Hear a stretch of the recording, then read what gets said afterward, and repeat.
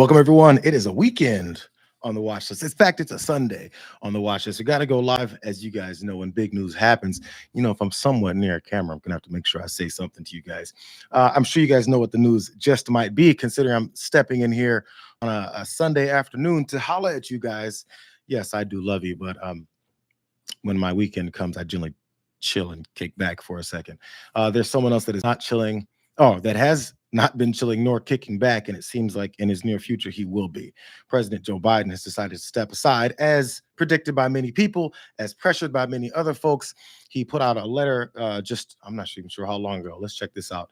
How long ago this letter that Joe Biden put out announcing his departure. Hold on. His departure from the race after, I guess, a bit of a tiring and arduous process that has gone long. What's going on, you guys? Bubba Franks. Oh my, he says. Paolo Leverado. Let's go Dodgers. Always let's go Dodgers. But in this case, apparently it's let's go Kamala. Let's check out first, read it's not too long of a letter that Joe Biden put out. They were saying last week that the letter's been written. There's already been drafted. Nancy Pelosi has spoken to him. Joe Biden, Barack Obama has spoken to him. All the big leaders of the party, Chuck Schumer, Hakeem Jeffries, have all spoken to Joe Biden. And apparently, after they spoke to him, this is what has come. Let's check there. Let's see if I can read it from here. Here we go. Man. Thank you, Mr. President. People are saying along the side. Other people are upset about it. Let's go straight into this. My fellow Americans, this is from the desk of Joe Biden on July 21st. Over the past 3.5 years, we have made great progress as a nation.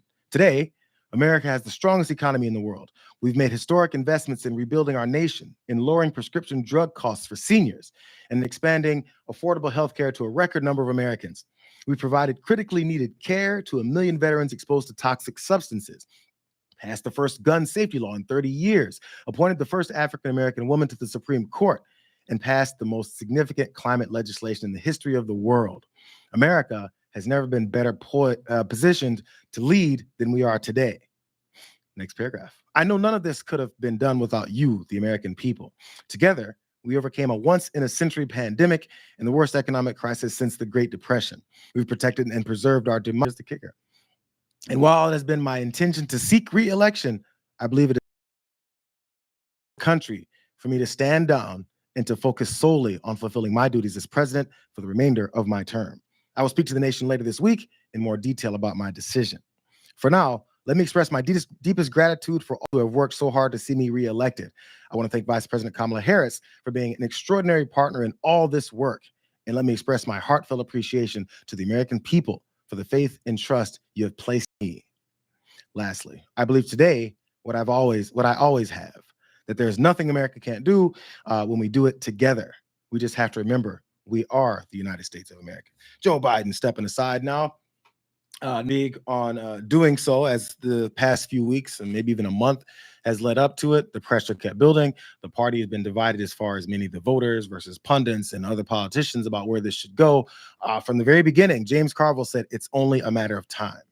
Tick, tick, tick, tick. From that point, that's when I was convinced.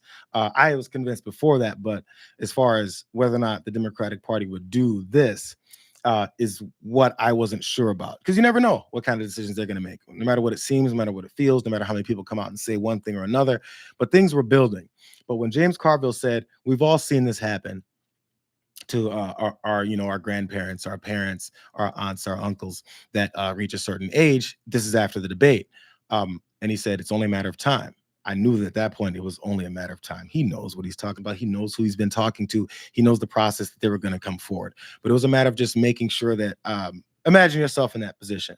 Because I assume folks who maybe aren't as quick and able to move at the same pace that Joe Biden used to be able to, you never really think, it seems like things are kind of becoming tougher for me, a little clouded at times.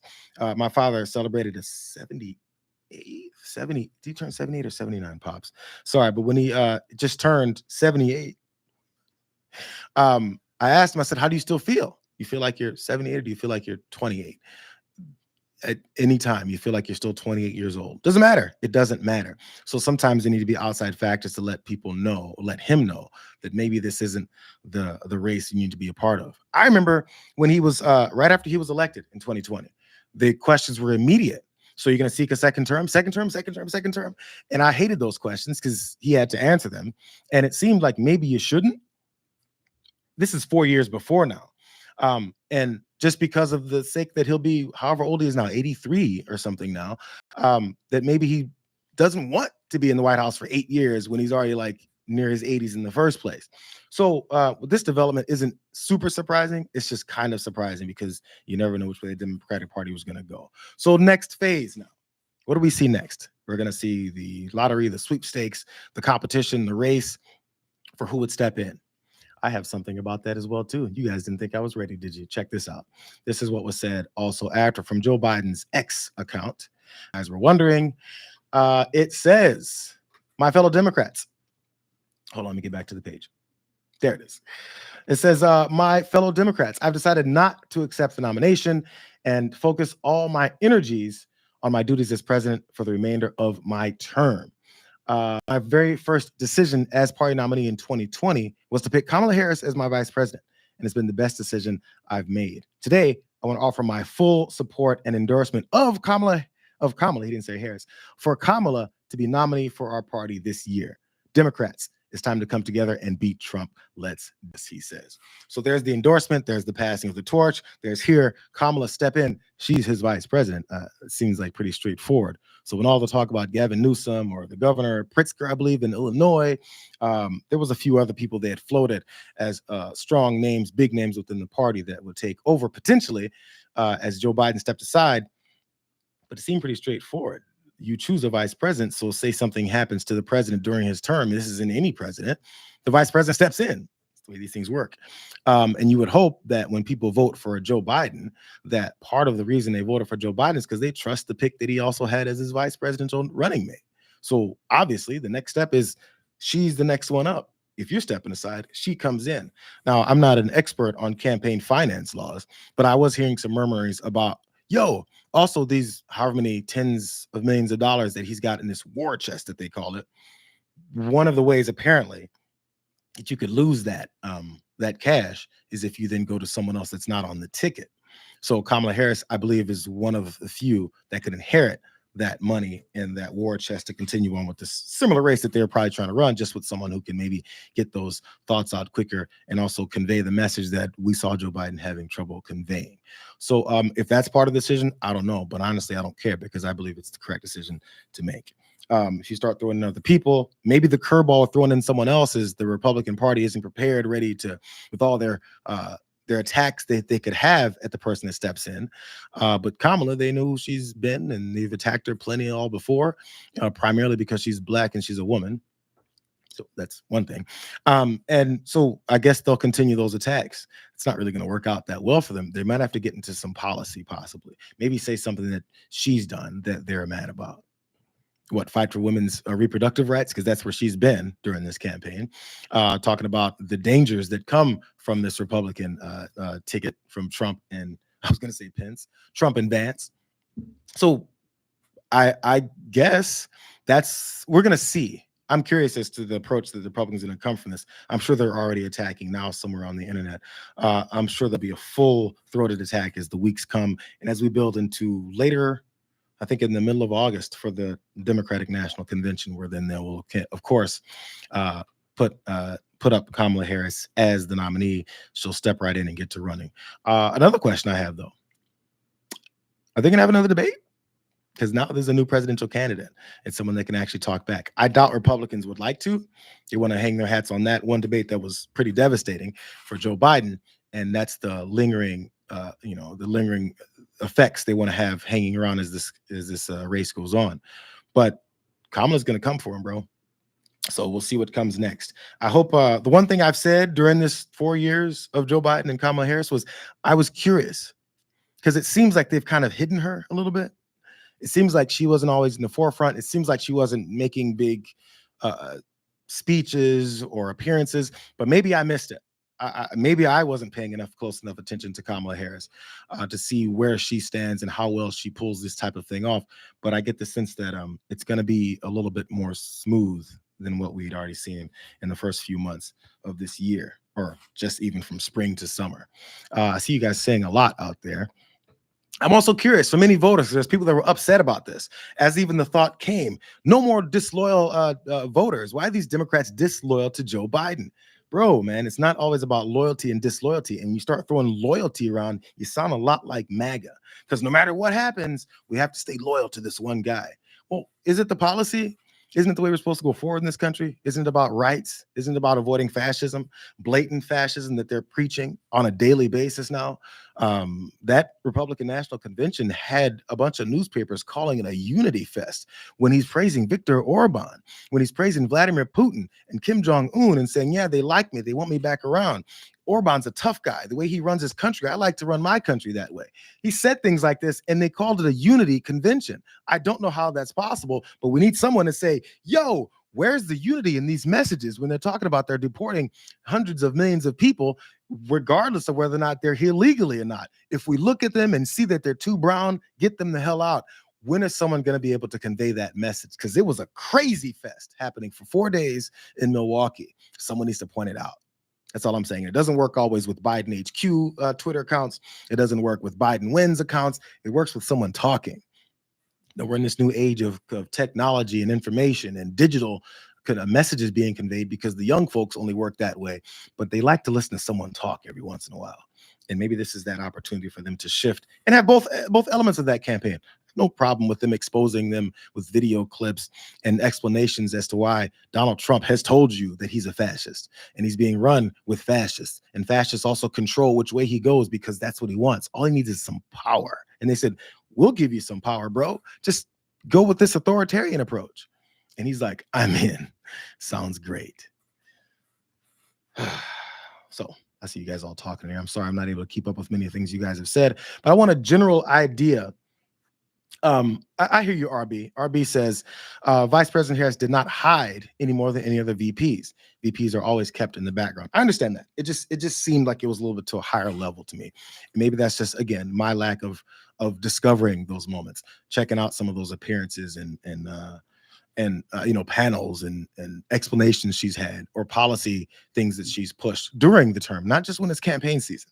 So I'm sure I could be wrong. I'm not saying that I have the lock on exactly how Kamala Harris and her appearances have shown up during this term, but it shouldn't be that.